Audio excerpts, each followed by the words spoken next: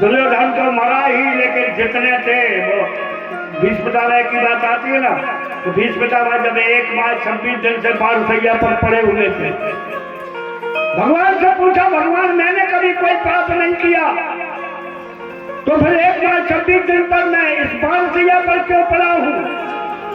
भगवान ने कहा था तुमने पाप नहीं किया, पर तुम उस पापी के साथ थे, उसकी हाँ में हाँ बढ़ रहे थे, उसके साथ रहे, इसलिए तुमको 1 माह 26 दिन तक इस बारसैया पर अन्याय करने से, अधर्म करने से पाप नहीं लगता, अधर्मी का साथ देने से ही पाप लगता है। याद रखना, क्रियमान कर्म किसी गरीब की हाय लगेगी, वृथा नहीं जाएगी। किसी आपने गरीब को सताया तो आज आपका बोलबाला है, पर कल उसका परिणाम बहुत भयानक आएगा, याद रखना। देख रहे अपन संसार में रावण जैसे त्रिलोक विजयी का क्या हुआ?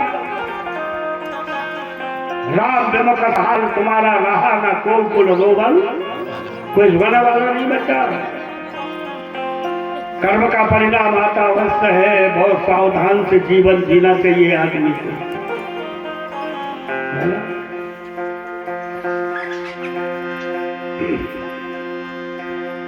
तो क्रियमान कर्म, प्रारब्ध के कर्म, संचित कर्म और क्रियमान कर्म, 3 प्रकार के कर्म होते हैं। तो कुछ तो अपने प्रारब्ध के अनुसार साथ में आए हैं, जिनको हमें आपको भोगना ही पड़ेगा, वो तो प्रारब्ध के हैं, है ना, उनको नहीं मिटाना बड़ा कठिन था।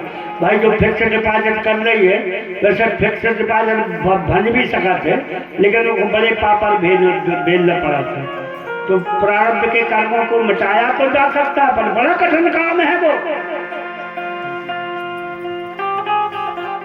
लेकिन जो संचित कर्म और क्रियमान कर्म हैं, हमारी नित्य प्रति जो कर्म कर रहे हैं, थोड़े बहुत हमसे पातक भी बन जाते हैं, तो भैया नित्य प्रति भजन करो, नित्य प्रति पुण्य करो, कि जिससे इकट्ठे न हो पाए। और अगर इकट्ठे हो गए, पापों का परिणाम जो होता है वो दुख होता है, पुण्य का परिणाम सुख होता है। इसलिए नारद जी ने हस्तरेखा को देखा और प्रारब्ध को बोलना प्रारंभ कर दिया। बोले राजा हिमांचल, वैसे तुम्हारी बेटी जो है यह सब गुण संपन्न है, यह संतों को प्रिय होगी, यह अपने पति को प्रिय होगी। अरे इसका नाम स्मरण करने से संसार की नारियां भी पातिव्रत धर्म का पालन करने वाली बन जाएगी, ऐसा प्रभाव इनका रहेगा। लेकिन ये तो सब अच्छाई है, लेकिन 1-2 दोष भी है। और एक बात और समझ लो, इस संसार में जो भी हम और आप जितने भी आए हैं, सब में गुण ही गुण नहीं हो सका, 1-2 गलती भी दोष भी होते हैं। ऐसा कोई आदमी नहीं मिलेगा जिसमें 1-2 कोई दोष ना हो, और ऐसा कोई नहीं मिलेगा जिसमें कोई ना कोई गुण ना हो। ये तो भगवान ने गुण अवगुण शान करके बनाया। एक भगवान ही ऐसे है जो सगुण, जो सब प्रकार के गुणों से संपन्न भगवान आते हैं। बाकी हम संसार में आए हैं तो हमारे कुछ, हम में कुछ दोष भी हैं और हम में कुछ अच्छाइयाँ भी हैं। ऐसा कोई नहीं है कि जो ये कह दे हमें अच्छे गुण है, कोई दोष नहीं है। ऐसा भी कोई नहीं कि जिसमें दोष ही दोष हो, कोई अच्छाई ना हो। इनका मिश्रण ही तो ये जन्म मिला है हमें। कुछ हमारे पाप है, कुछ हमारे पुण्य हैं, जिनके प्रभाव से हमको ये मानव जन्म मिला है। तो पापों के कारण कुछ दोष भी हमारे भीतर हैं और पुण्यों के कारण कुछ सद्गुण भी हमारे भीतर हैं, दोनों चीजें हैं।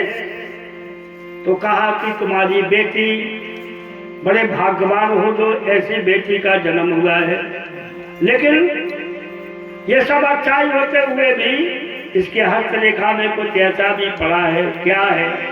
तो वो कहते हैं,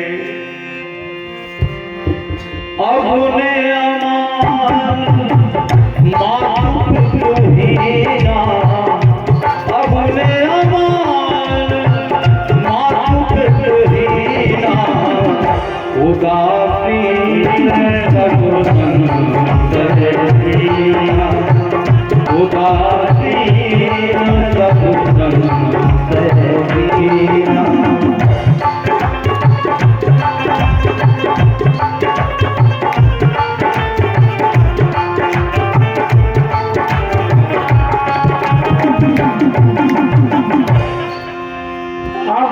अमान राजा हिमाचल आपकी बेटी को जो वर मिलेगा वो आगो ने अमान मात पितहीना अगुण होगा कोई गुण नहीं निर्गुण अमानी होगा कोई मान की आवश्यकता नहीं है ना। आज की दुनिया में आदमी मान के पीछे जाना पागल है।